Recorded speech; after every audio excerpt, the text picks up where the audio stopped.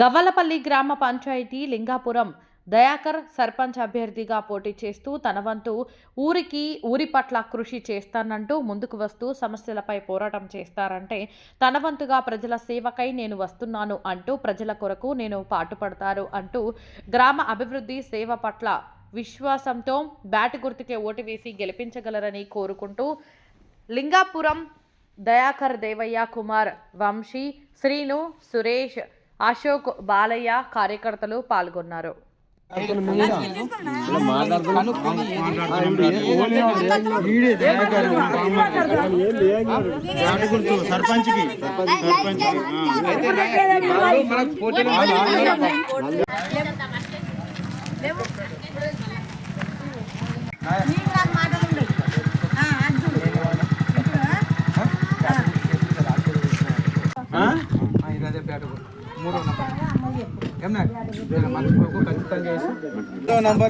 మూడో number bat గుర్తున్నది.